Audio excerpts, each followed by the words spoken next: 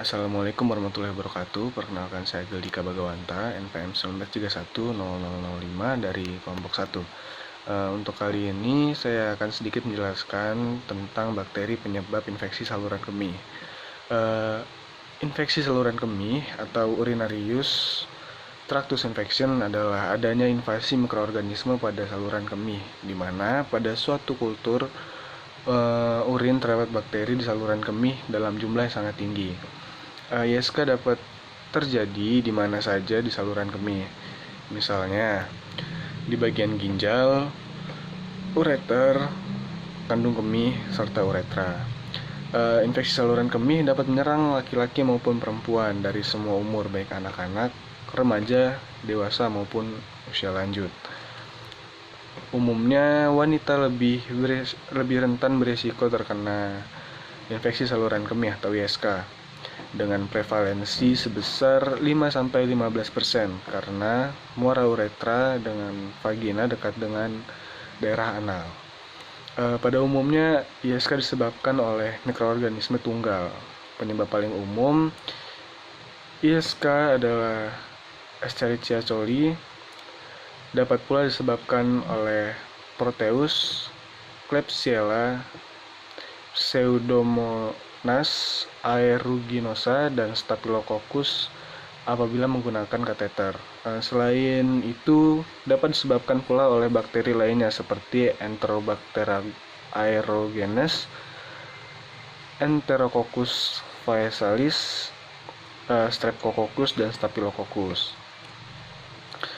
Lalu jenis infeksi kandung kemih dapat diklasifikasikan berdasarkan letak peradangannya. Yang pertama itu pada kandung kemih, yaitu penyakit sistisis.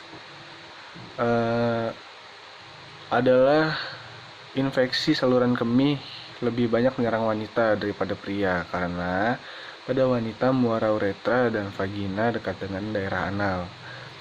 Faktor resiko dari penyakit sistitis ini sendiri yaitu yang pertama ada bersetubuh, kehamilan, kandung kemih neurologis, pemasangan kateter, keadaan obstruktif, dan diabetes mellitus. Jika berlanjut akan menyebabkan kuman naik dari kandung kemih ke pelvis ginjal yang disebut pyelonefritis.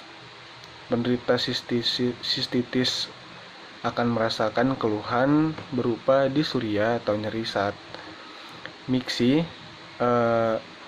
lalu sering berkemih atau beser, merasa ingin berkemih terus, lalu yang terakhir sakit di atas daerah suprapubis. Yang kedua itu ada pada uretra atau penyakit uretritis, ialah peradangan uretra disertai pembengkakan dan iritasi di area yang menyebabkan sulit untuk buang air kecil. Gejala umum pada penyakit ini ialah disuria, hematuria, sering buang air kecil, demam, dan rasa sakit ketika berhubungan seks atau dyspareunia. Yang ketiga itu ada prostat atau prostatitis, adalah suatu gangguan prostat ditandai dengan adanya pembengkakan atau peradangan kelenjar prostat. Penyakit ini menyebabkan rasa nyeri dan sulit berkemih pada penderita.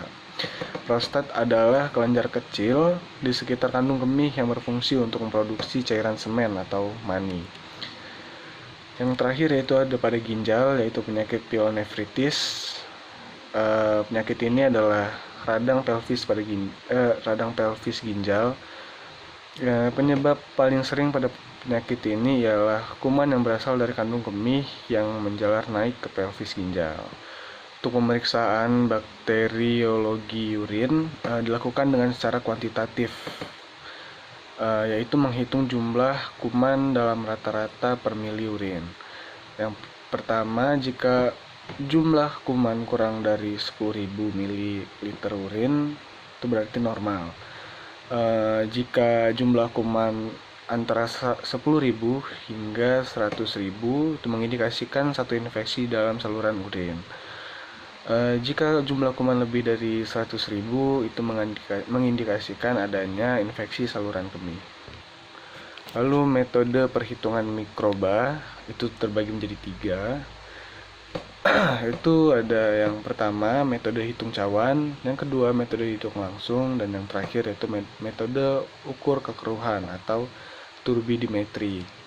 Baik, langsung menuju ke praktikumnya. Untuk tujuan praktikum kali ini untuk mengisolasi dan menghitung jumlah bakteri penyebab infeksi saluran kemih secara tidak langsung.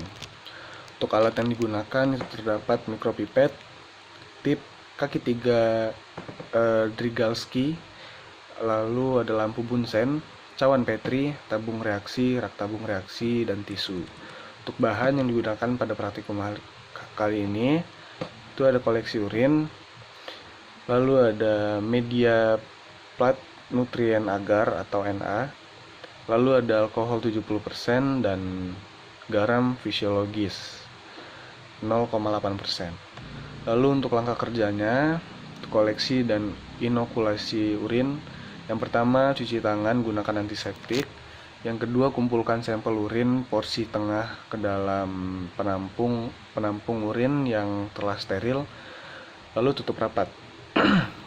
Lalu yang ketiga, nyalakan lampu Bunsen, membuat seri pengenceran urin secara bertingkat dalam garam fisiologis dengan cara steril atau didekatkan dengan Bunsen.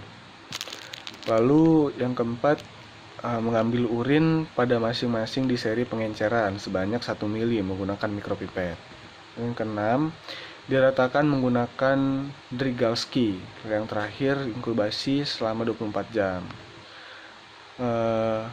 Untuk perhitungan jumlah bakteri dari saluran kemih, setelah 24 jam periksa kultur dengan menghitung jumlah koloni pada media plat.